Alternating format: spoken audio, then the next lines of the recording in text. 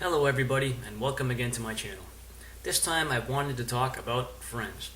But before I do that, I just wanted to say thank you to everybody who watches this channel and who subscribes to it and who comments on it. I know I haven't been very good about answering all the comments. I apologize for that. I will try to improve.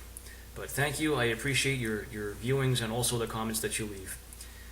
But this time I wanted to talk about friends. Jehovah's Witnesses, or more specifically, the Watchtower teaches that the best friends are those who have in common the true worship of Jehovah God. And they teach that that should be your primary consideration when making friends. And in fact, they say that people who are not servants of Jehovah God will not make as good friends, and they recommend not associating with such people, even considering them to be bad association, whether or not they're actually engaged in anything the Bible condemns. So, is that standard reasonable? Does that actually work? How good friends are Jehovah's Witnesses? Well, pretty much all of my life, all of my friends have been Jehovah's Witnesses. So anyone who has grown up as one of Jehovah's Witnesses have had friends along the way who have probably been disfellowshipped, which means that you can no longer talk to them until they get reinstated.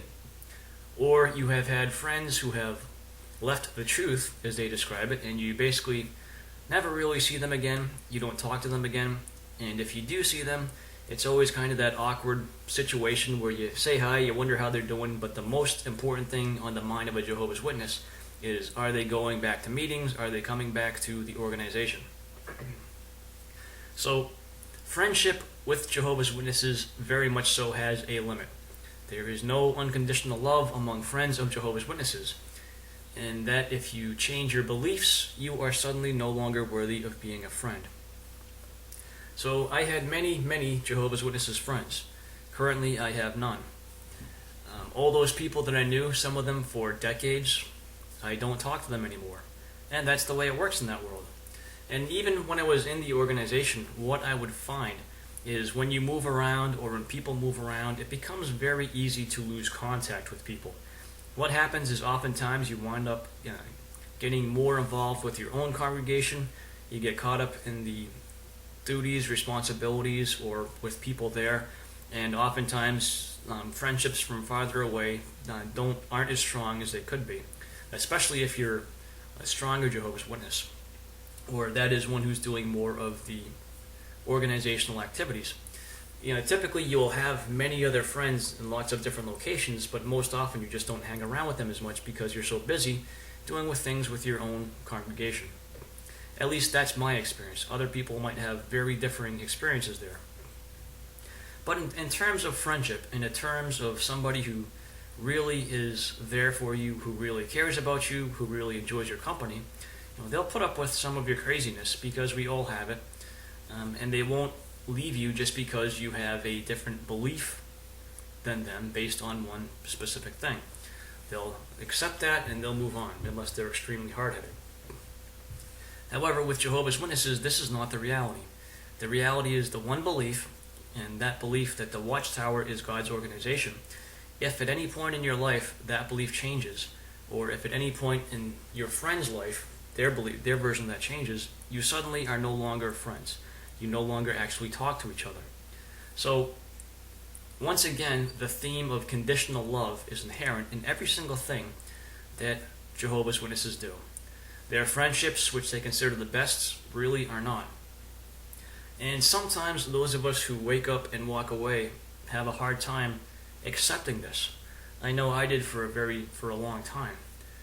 There were some people that were still in that I cared about deeply and that I considered them to be very close friends. However, some things happened that demonstrated to me that those people truly were not actually that close friends to me. So when incidents happen and kind of forces you to put things in a different light, you step back and you take stock of the type of friends that you really had as Jehovah's Witnesses, and you come to realize something. A lot of people that are Jehovah's Witnesses are big gossips. You might have something going on in your life that you confide to somebody in confidence, and next thing you know, they've spread it around to a bunch of different people. Now, not everybody that's one of Jehovah's Witnesses will do that. But it seems to me that people that are Jehovah's Witnesses are more likely to be the type of individual that would spread stuff around. And I believe the reason for this, partially, is because they are taught not to keep any secrets. So, for example, when they see somebody sinning, their natural inclination is to tell the elders. But theoretically, if they were following the Bible, what they should do is they should talk to that person to get the person to straighten themselves out. Most Jehovah's Witnesses, in my experience, do not take that step. Instead of trying to get the person to rectify whatever the issue is, they go right to the elders. It's kind of like a bunch of kids being tattletales. So the tattletale phenomenon seems to be very high within Jehovah's Witnesses, which includes the gossiping. So you tell your friend something personal, and somehow it winds up getting spread around. They tell someone else who won't tell other people, but that person tells others, and so on and so forth. So I find the percentage of people like that in Jehovah's Witnesses, in my opinion, seems to be higher than non-Jehovah's Witnesses. But that being said, I have to admit that it's not been that long that I've had very many non-Jehovah's Witness friends. So that's just what I'm kind of surmising at this point. But my whole driving thesis here is that Jehovah's Witnesses really and truly are not the best of friends. Because once you have that difference of belief, suddenly they will consider you an evil person. And that's pretty much the way their friendship works. And this is all part of the organization's strategy to keep people under their control. When there's no true friendship, the only friendship that really exists in the mind of the Jehovah's Witness is between them and basically the organization. In their estimation, they are putting God first, but what they are really doing is putting the organization first. And it affects every single aspect of the life of one of Jehovah's Witnesses. Sadly, oftentimes, they don't realize that until they've woken up and stepped away from the organization. So for those of us that are awake, all of us have people that were in the organization or that are still in the organization that we care about. And it's hurtful to think about, and it bothers us. But we have to remember that the people that are still in the organization are, to a degree, under mind control. And depending on how thoroughly indoctrinated they are, that mind control can have a pretty tight grasp on them. So there are those that will not follow the letter of the law, and they will talk to individuals who are no longer Jehovah's Witnesses. Those individuals seem to be few and far between. But oftentimes the individuals that do that, their primary concern is to get you to go back to Jehovah's Witnesses. So once again, they're demonstrating their own strange way of caring for you, but the reality is that they're really not being that good of a friend. Instead of being concerned with you and how you're doing with your life, their main concern is to get you back to the organization. But in all fairness for them, they do believe that that's the most important thing in life because that's what they've been taught. So that is always their overriding goal. But for those of us who were born in and who have never experienced anything but Jehovah's Witnesses as friends, there's a whole new world out there, and it's a much better world. We have been taught to fear people that are not Jehovah's Witnesses for our entire life, and many of us carry with us the scars of having been deeply indoctrinated for such a long time. For example, we're always afraid that perhaps we're offending other people. Unless we're horrible jerks, that's probably not a concern. I typically find that people that are not Jehovah's Witnesses are less apt to be offended than those who are. That, of course, probably varies from person to person as well. So, as you're learning the new landscape, as it were, I suppose it's good to be a little bit cautious about how people are perceiving you, but at the same time, there are things you can relax a lot more about.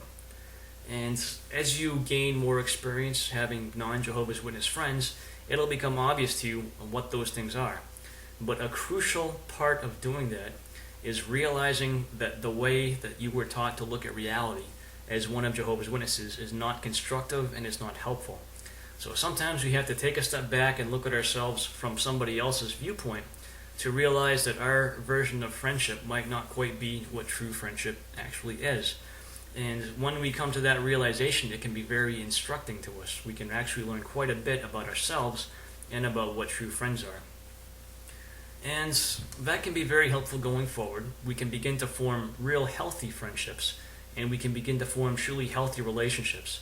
And those friendships and relationships will not be based upon our believing a certain creed or upon our friend or whoever believing a certain creed, but it'll be based upon establishing a mutual like for the other person and just getting along with that other person.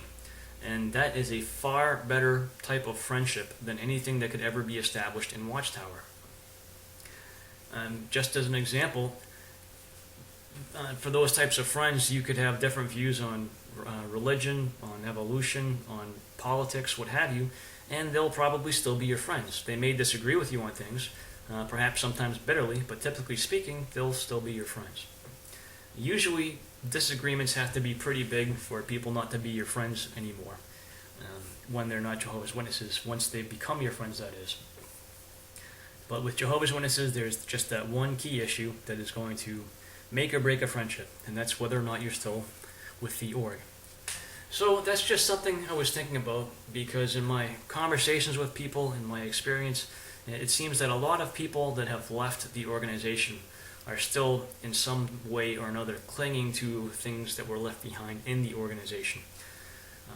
It's a really hard thing to accept, but the people who are still Jehovah's Witnesses are under mind control. They are thinking the thoughts that have been planted in their heads by the organization, and that includes treating people in a way that is not true friendship, to be honest with you. So it's painful, and it hurts, and it's not fair. But unfortunately, that's the way it is.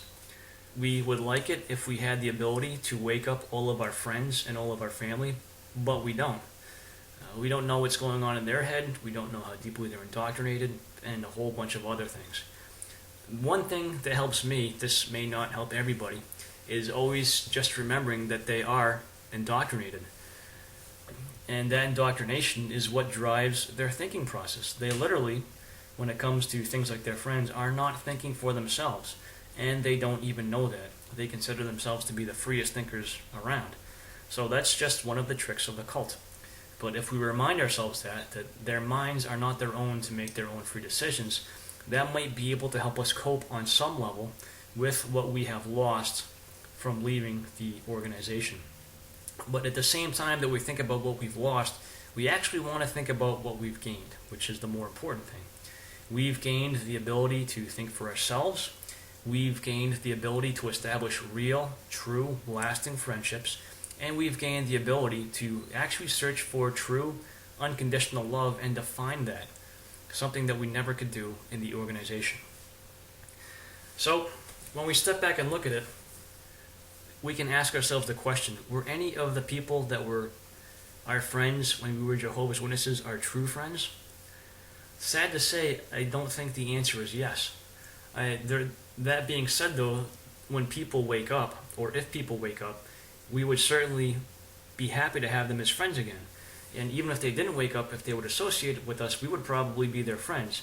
With the exception of the fact that one of the biggest things they talk about is the organization, which I really do not enjoy talking about the organization or what the latest watchtowers are, other than to point out the truths about them. So, that's that. Anyways, everybody, thank you for watching. That's my thought. Talk to you next time.